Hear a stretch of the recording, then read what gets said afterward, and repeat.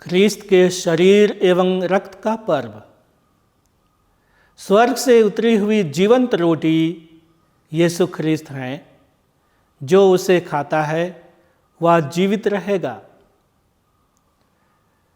ख्रीस्त में मेरे प्रिय भाई और बहनों,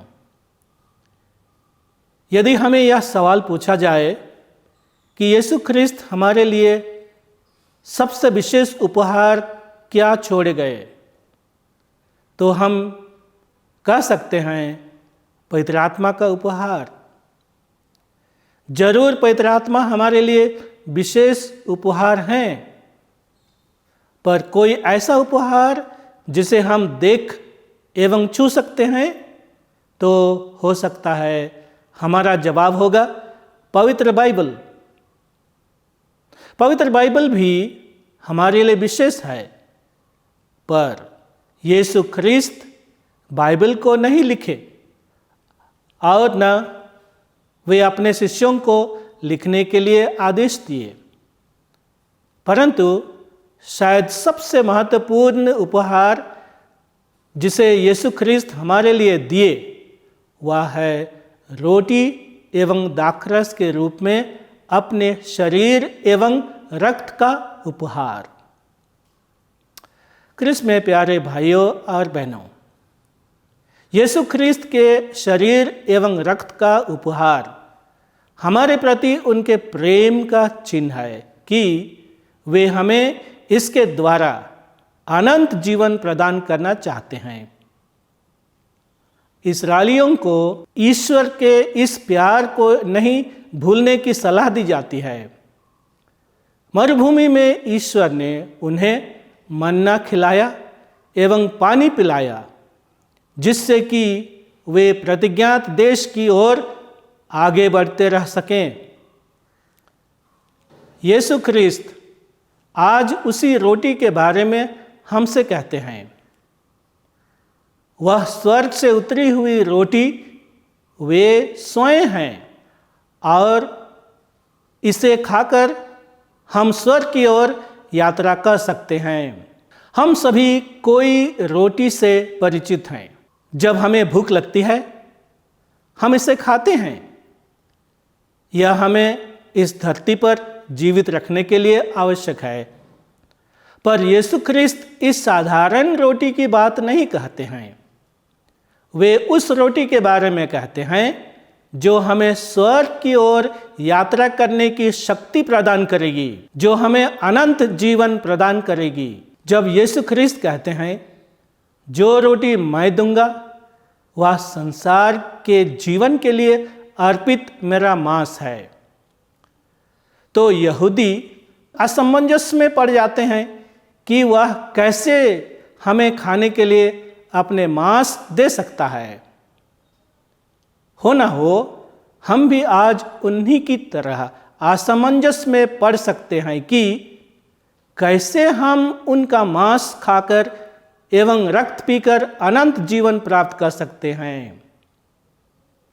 यीशु ख्रीस्त का मांस मतलब ईश्वर का यीशु के रूप में शरीर धारण करना। इसका मतलब यही है कि यीशु ख्रीस्त हमारी तरह साधारण मनुष्य का रूप धारण किए। हम मनुष्यों की कमजोरियां, हमारी परिस्थिति, हमारा संघर्षपूर्ण जीवन, हमारी समस्याएं, हमारे दुख तकलीफ, हमारे जीवन में आने वाले प्रलोभन, इन सबों को संघर्ष उन्होंने स्वीकार किया। अतः यीशु ख्रीस्त का मांस खाना मतलब हम अपने मन एवं दिल को उसके इस मनुष्यता से भरें। जब हमारे जीवन में समस्याएं, दुख तकलीफें एवं प्रलोभन आती हैं, जब हमें जीने के लिए संघर्ष करना पड़ता है, हम इन किसी भी परिस्थिति में अपने धैर्य ना खोएं, अपने विश्वास से विचलित ना हों। हम याद रखें कि यीशु ख्रीस्त मनुष्य बनकर हमारे इन सभी परिस्थितियों को अपने ऊपर ले लिए हैं तथा वह हमें इन्हें स्वीकार करने एवं इन पर विजय पाने की शक्ति प्रदान करेंगे। इस तरह उनके मांस खाने के द्वारा हम जो मनुष्य हैं अपने आप को मजबूत बनाते हैं। प्यारे भाई और बहनों, यहूदियों के लिए रक्त जीवन का प्रतीक है। यदि हमारे शरीर से रक्त बह जाएगा तो हम मर जाएंगे। और एक यहूदी के लिए यह रक्त ईश्वर का है। उत्पत्ति ग्रंथ में के अध्याय 9 पद संख्या 4 में हम सुनते हैं, किंतु तुम वह मांस नहीं खाना जिसमें प्राण अर्थात रक्त रह गया है। और भी विधि विवरण ग्रंथ 15 पद संख्या 23 में हम सुनते हैं, किंतु तुम रक्त का उपभोग नहीं करोगे, तुम उसे निकालकर पानी की तरह बहा दोगे। अतः वे मांस में से रक्त को पूर्ण रूप से सूखा कर ही खाते थे।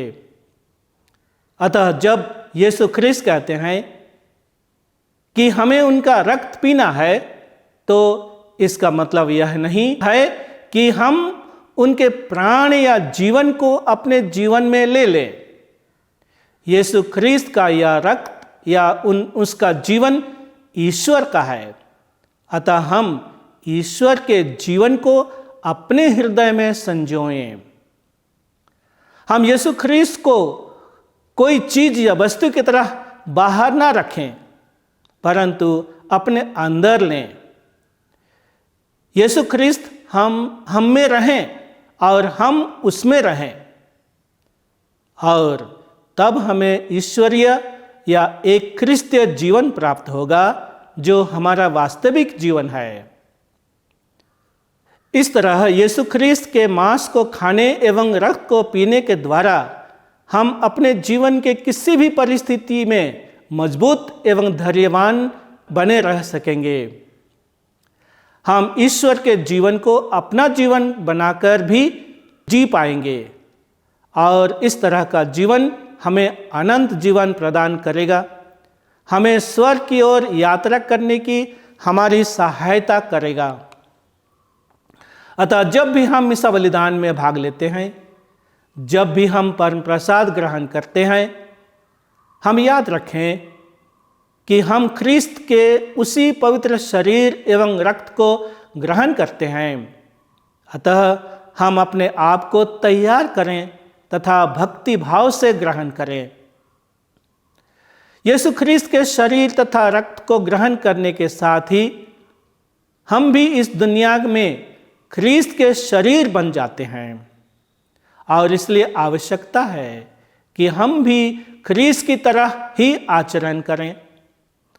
हम घर पर हों, स्कूल या कॉलेज जाते हों, ऑफिस या कहीं भी काम करते हों, अपने परिवार, अपने गांव या शहर, जहां कहीं भी हों, हम ख्रीस्त के जीवन का अनुसरण करते हुए उनकी तरह ही सबों के साथ व्यवहार करें।